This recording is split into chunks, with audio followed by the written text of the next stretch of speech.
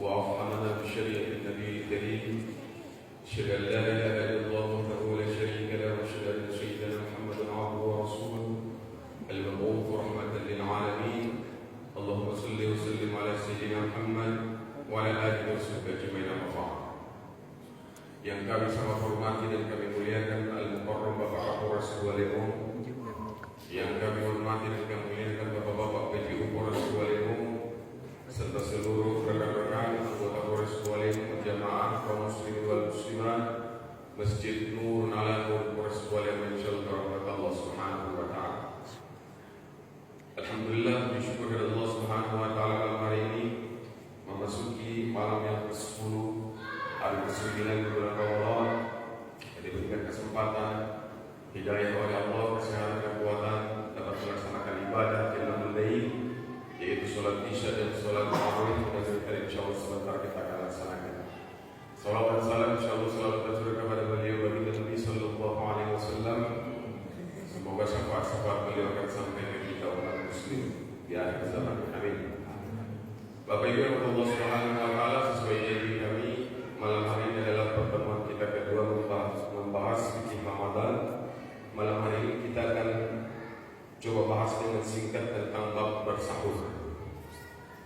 Kaum muslimin jamaah yang Allah Subhanahu wa taala, kenapa kita dianjurkan dan sangat dianjurkan oleh agama ini melalui baginda Nabi tentang bersahur. Bersahur sendiri sesuai sabda Nabi sallallahu alaihi wasallam, as-sahur aqilatul barakah. Di dalam makan sahur itu ada berkah. Maka baginda Nabi bilang apa? Fala tad'u, maka jangan pernah tinggalkan makan sahur itu. Walau ayyajur ahadukum jur'atan min ma'i, meskipun kalian bersahur dengan seteguk air. Fa inna Allah malaikatahu yusholluna 'alal muslimin.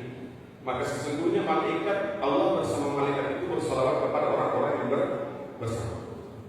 Luar biasa. Maka malam hari kita akan coba membahas 4 rahasia keutamaan bersahur ini. Kenapa baginda Nabi sallallahu alaihi wasallam melalui agama Islam ini sangat menekankan makan sahur? Kita akan coba bahas singkat saja. Yang pertama, makan sahur itu adalah wujud kasih sayangnya Allah kepada kita. Maka Nabi baginda Nabi sallallahu alaihi wasallam melalui agama ini meriwayatkan bahwa makan sahur itu adalah sebagai awal kita stamina. Stamina kita sepanjang 14 jam berpuasa itu dimulai dari makan sahur. Maka terlihat ketika beda orang yang tidak bersahur dengan orang yang bersahur itu stamina-nya beda. Akan kelihatan lebih segar orang bersahur daripada orang yang tidak bersahur. Inilah wujud kasih sayang Allah melalui baginda Nabi sehingga disuruhkan kepada kita untuk bersahur. Itu yang pertama. Yang kedua, rahasia bersahur itu adalah satu-satunya kesempatan kita untuk beribadah lebih lama. Contoh kecil, kalau kebiasaan ulama dulu, guru-guru tua kita dulu itu, termasuk guru-guru kami, mereka sebelum bersahur itu menyempatkan sholat sunat tahajud, sholat sunat taubat dulu, baru bersahur. Begitu juga setelah bersahur kita akan mendapatkan kesempatan beribadah sholat subuh di tempat waktu. Nah makanya orang-orang yang sekiranya melewatkan sahur kadang-kadang akan melewatkan untuk melaksanakan sholat subuh terlewat. Itu yang kedua. Yang ketiga, bahwa makan sahur itu tidak dihisab di akhirat kelak nanti. Artinya begini kaum muslimin wal muslimat, seluruh makanan yang kita makan di dunia ini kelak di akhirat kelak itu akan dihisab oleh Allah. Dari mana asal makanan itu dan apa makanan itu? Itu akan dihisab kecuali 3. Salatatu la yuhasabu 'alal 'abdi. Ada 3 yang tidak dihisab dari seorang hamba itu. Yang pertama, aqwatus subuh, makan sahur. Wa 'alal iftar 'alaiha, makanan yang kita makan saat berbuka puasa. Wa aqlu ma'al ikhwan, dan makanan yang kita makan bersama teman dan sahabat. Jadi 3 makanan ini yang mulanya tidak akan bisa di akhirat oleh Allah, termasuk makan sahur dan berbuka serta makan bersama. Yang keempat, rahasia dari bersahur itu adalah sahur ini adalah sunnah yang dianjurkan satu-satunya di agama Islam. Nabi sallallahu alaihi wasallam, "Fa baina min as-siyami was-siyami ahli kitab as-suhur. Faslu ma baina siyamina wa siyami ahli kitab as-suhur atau ushur. Bedanya berpuasanya kita orang beriman dengan berpuasanya orang-orang Yahudi, Nasara, orang-orang ahli kitab adalah bersahur. Jadi kaum muslimin dari Allah Subhanahu wa taala, ini yang kemudian 4 rahasia kenapa kita betul-betul sunnah oleh bagi sendiri untuk bersahur. Maka jangan pernah lewatkan sahur itu. Kaum muslimin baik. Kemudian ada beberapa pertanyaan yang sering masuk di messenger saya, baik via WhatsApp juga ada. Ada orang DM tanya ke saya, Pak, kalau misalnya berpuasa tidak bersahur sah tidak? Kalau antum bertanya sah atau tidaknya bersahur, berpuasa tanpa bersahur, puasa antum sah tanpa bersahur, karena sahur itu bukan rukun dari puasa. Yang kedua pertanyaan yang sering timbul, Pak, kira-kira bisa tidak sambil menunggu sahur itu kita bergadang? Nah, ini kebiasaan kita. Nah, dalam hadis muttafaqun alaih disebutkan baginda Nabi sallallahu alaihi wasallam sangat membenci bergadang yang sampai berlarut-larut malam. Di hadis lain kemudian disebutkan baginda Nabi, tidaklah seorang yang berpuasa itu mereka tidak mendapatkan apa-apa dari puasanya kecuali lelah dan letih. Hadis ini pernah dibacakan waktu Pak Alim, Ustaz Anas. Maka bagaimana dengan kami Ustaz yang sudah malas tidur menunggu sahur, main kartu domino dan remi? Boleh tidak? Ya boleh saja, yang penting tidak ada unsur maksiat dan judi, tidak ada. Kalau antum menunggu sahur itu cerita, bercanda, bahas ini, bahas itu, atau nonton TV, itu hukumnya jadi makruh. Tapi dengan catatan jangan pernah tinggalkan sholat subuh dan sholat zuhur. Kadang-kadang kita bergadang semalaman menunggu sahur, setelah sahur tidur, subuh lewat, zuhur lewat, maka hukum bergadang itu jadi haram dan berdosa.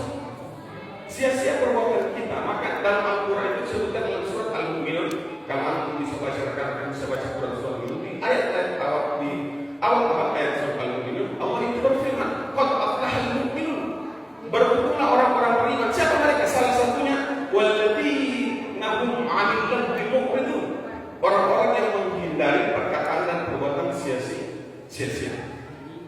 Maka daripada kita perbuatan kita bergadang itu akan sia-sia di hadapan Allah, lebih baik ini. Yang pertanyaan ketiga yang biasa muncul di jalur WhatsApp ke saya, Pak, bisa tidak kita bersahur yang Sabtu malam? Saya bilang boleh, jam 12 boleh, tetapi sebaiknya adalah di akhir sepertiga malam. Karena apa? Nabi sallallahu alaihi wasallam itu bersabda, "Bakiru iftarun wa akhir subuh."